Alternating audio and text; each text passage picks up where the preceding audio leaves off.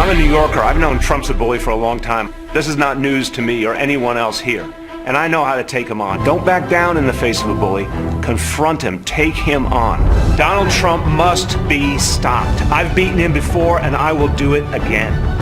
And now there are 23. That was New York City Mayor Bill de Blasio Thursday promising to take on President Trump as he announced his run for the 2020 Democratic nomination. De Blasio follows Montana Governor Steve Bullock, who also jumped into the race this week, even as former Vice President Joe Biden maintains a wide lead in national and key state polls. All this as another Democratic hopeful looks to reboot, with former Texas Congressman Beto O'Rourke saying he regrets launching his campaign with that Vanity Fair cover.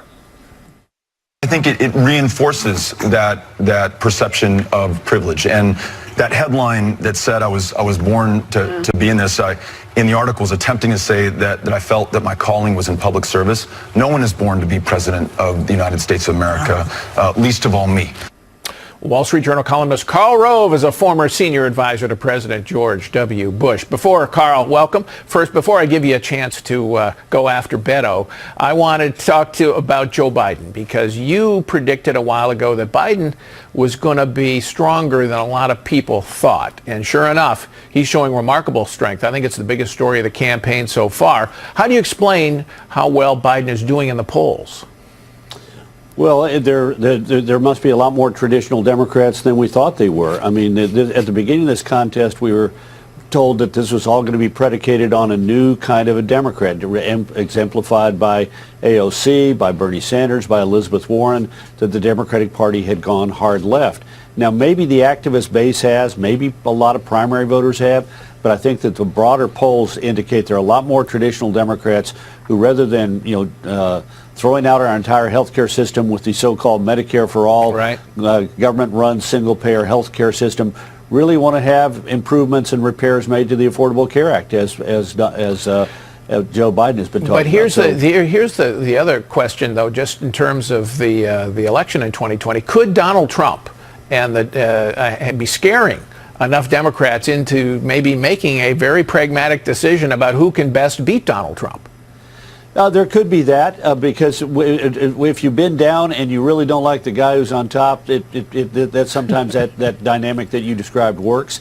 But also we have a thing that I really do think the Democratic Party, the ordinary Democrats in places like Iowa, New Hampshire, South Carolina, and Nevada are not the kooky left-wingers that we see in Cambridge and Brooklyn and some of the more college-lined campuses of tree-lined campuses around the country. Or in the U.S. Congress, I might add. Or the U.S. Congress, or at least the loudmouths in the U.S. Congress, the ones who draw attention to themselves. I mean, you look at it, the Democrats did take control of the House by basically flipping 31 districts that there was a Republican incumbent and the district had been carried by Donald Trump.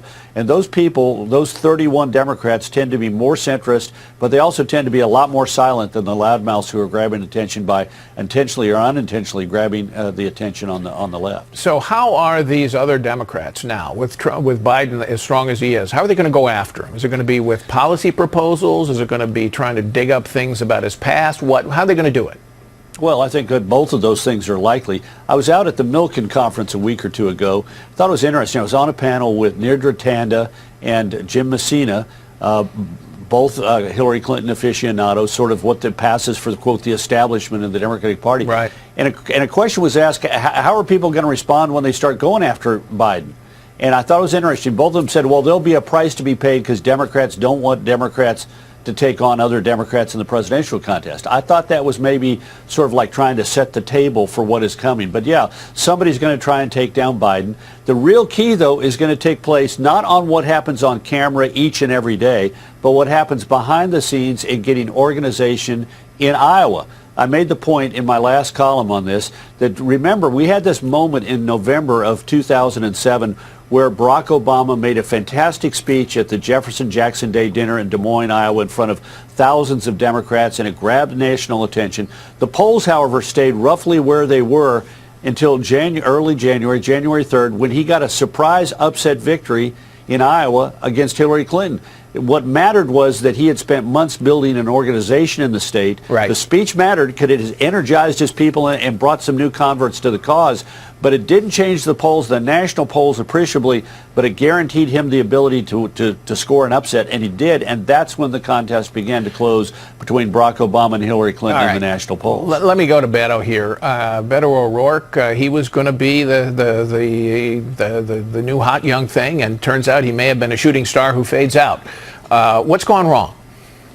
Well, in politics, you only have one chance to make a first impression, and Robert Francis O'Rourke did not make a particularly good first impression when he jumped out with the Vanity Fair article, and he went around the country gazing at his navel, and he jumped up on the stage in Iowa and New Hampshire with good crowds and lots of enthusiasm, but there didn't seem to be a there, and it proved again that before you jump into a contest, you better figure out what you want the arc of the narrative to be, and to have a plan that allows you to build that narrative for some 4 or 5 weeks. You contrast Robert Francis O'Rourke with Joe Biden. Biden has clearly got an idea of what he wants to do and how he's going to do it. I don't think he's not going to be able to continue to do it the way that he's doing. 2 events a day, low key, don't come into contact with the press. But nonetheless, he has a concrete idea of how he wants to launch himself into the contest. I don't think Robert Francis O'Rourke had given it that much thinking. All right. Thank you, Karl. Appreciate your being here. Well, every president can pardon federal crimes, and yes, pardons usually draw their own fair share of controversy. But now that President Trump has pardoned Lord Conrad Black, left-leaning media outlets, well, they're working overtime. They're trying to malign him, saying this pardon is only the result of a little flattery. People declares, and I quote, Donald Trump pardons disgraced media baron Conrad Black, who once wrote glowing book bio of him. Vox writes, Trump pardons billionaire fraudster who wrote glowing book about him. And from the Washington Post, after a 2-decade friendship and waves of lavish praise, Trump pardons newspaper magnate Conrad Black. You know, what liberal media is not actually telling you is that the Supreme Court vacated much of Black's former conviction, casting a whole lot of doubt on whether his case ever should have been prosecuted in the first place. And by the way, he served his time. Joining me right now, the former media tycoon just pardoned by the President of the United States, Lord Conrad Black. Good to have you here. Welcome, sir. Thank you for having me, Trish. So, what's your reaction? You surprised by the backlash over your pardon? I haven't seen much of it, you know. I got a very nice editorial in the Wall Street Journal today, and you're citing television outlets I never watch, so I'm not surprised that they're writing this nonsense or telecasting this nonsense. Yeah. But, you know, it's the kind of the time that we live in, right? To a certain extent. Well, I mean, anything he does is something Trish, I that have they to view say this. negatively. The justice system in your case, so democracy, and if that's what you want, obviously you set up your country and govern it any way you want. But you have a conviction rate almost identical to North Korea's, 97% of the cases without a trial because of the way the plea bargain system is operated. And your prosecutors, many of them, are terrorizing the country. And the media, I'm not talking about Fox now, but the media is not doing its job. And the mistake these people, including the individuals, and I think this is why my case has got any attention, it's because I had to deal with Comey and Mueller and Patrick Fitzgerald also. Well, these people made the terrible mistake of attacking a person who they thought couldn't become president, but did. It's equal opportunity persecution by your prosecution service. And they started with 17 counts. They dropped 4. The jurors pitched 9. The Supreme Court vacated everything else, and one self-serving lower court judge to whom they remanded the vacated counts for the consideration of the gravity of his own errors resurrected 2 counts completely spuriously. As you said, I served 3 years and 2 weeks in federal prisons for crimes I did not commit, and the President assured me and urged me to say, which is nothing but the truth, that the reason he did it wasn't what I wrote about him or anything like that. It was that the White House counsel and their legal staff agreed with the legal analysis that Alan Dershowitz and other lawyers made on my behalf, and that I never should have been charged, and it was an unjust conviction and a bad rap. Those are quotes from the President when he called me. Well, in some ways then, sir, you can certainly relate. to what Donald Trump has been going through, right, over the last 2 years. That's why you're getting the reaction you refer to. No one would care about me particularly, but the fact is some of the players are the same, and you know, they managed to send me to jail or prison for 3 years. They were aiming, incidentally, for 105 years when they started, but they couldn't do it to him. They tried to do it to him, and it isn't working. Well, it's not working, and we may see some other folks heading to jail. I mean, you know James Comey's lawyer because he went after you. It's interesting how incestuous these things sort of become, right? Well, look what he did with Scooter Libby. It's not clear that he basically warped and mistreated Judith Miller's evidence, as she says. I mean, Patrick Fitzgerald couldn't lie straight in bed. In any other serious jurisdiction, he'd be disbarred. In Britain or Canada, he'd be out. I don't mean out as a prosecutor. I mean out of the bar. And we caught them again and again in falsehoods and illegal wiretaps and things.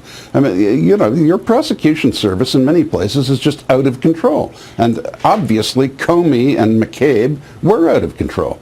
But and I think, by the way, if that comes out, and I think it will, Americans are going to be so disgusted, right, with the system, as you are disgusted with the system, given your own personal experience. But you know, Americans, we like to believe in our institutions, right? I mean, we you know, there's you know, maybe it's a naivete, but we like to believe that people are doing the right thing. And if it turns out, it's not naive. It's the most successful country in the history of the world, and you're right to be proud of it. And everybody, and I never tire of saying this outside the U.S., everyone should remember and be grateful for the fact that we owe the triumph of democracy and the free market economy in the world to the United States. So don't portray me as anti-American. I'm anything but that.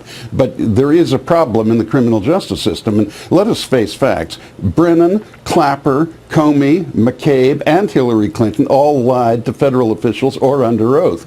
And they set up that echo chamber with the Steele dossier, which is the dirtiest political trick in American history. And your competitors and some others are trying to pretend it didn't happen and is not happening, but it is all going to unravel. That's why I mean, I'm not one to mind read, but obviously that's why they're so hysterical about the Attorney General, who's an honest, decent man. And that's why they don't like you. But let me ask you this, Conrad. Do you think that this is something that has occurred over many, many years, or is this something that was a result of the Obama administration that grew during that time? I mean, how should we be thinking about it? Because now you think, gosh, if it happened then, did it happen earlier? And we sure as heck hope that it doesn't happen in the future, which the president promises it won't.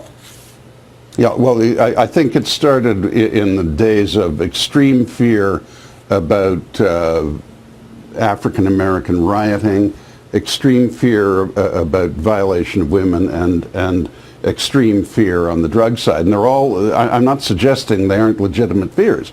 So what do you mean? Like, we're talking like hundreds of years ago, back to like Civil War times? The United States had about the same conviction rate as other comparable prosperous democracies like Britain and Canada and France and so on, Australia, up until it all started to rise about starting in the early 1960s, and then your number of incarcerated people is now 6 to 12 times per capita what it is in those countries I mentioned, or Germany or Japan, other prosperous democracies, and I mean 6 to 12 times, and you don't have a more crime-ridden population, and you don't have more talented prosecutors. It's because of how the plea bargain system works. I mean, if they go after you, then they round up the 8 people closest to you in whatever activity they're talking about, and they say, look, you'd better remember that Trish Regan did some bad things, or this is a conspiracy to obstruct justice, and we're charging you in it.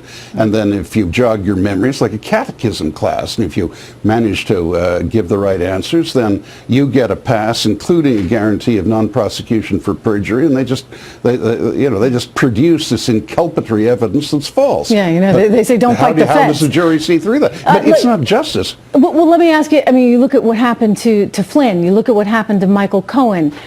Were those situations like that in your view? I mean, Jerome Corsi came on the show a few times. He said, they're not going to get me. I'm not going to, this is what happened as I remember it, and I'm not going to twist my story so that they can get something that might line up with the story that they want to hear. Did Flynn Did Cohen, in your view, have to compromise themselves in some way because of the pressure of the feds? I think they're separate cases. Cohen, I think, has some problems that had nothing to do with the president, and they went after him for legal things that were problems that had nothing to do with him in order to get his cooperation in attacking the president. Poor old Roger Stone. I have no particular brief for Roger Stone, but he's a man in his 70s living with his wife and a dog and a cat in a peaceful suburb of Fort Lauderdale, and they reenacted D-Day, except they had helicopters as well as an amphibious assault, and 21 men wearing body armor carrying M16s to arrive at 6 a.m. to arrest a 70-year-old man with no gun in his head. I mean, what are you coming to? This is the United States, not North Korea. Well, congratulations, sir, on your pardon. Thanks so much, Good to see you.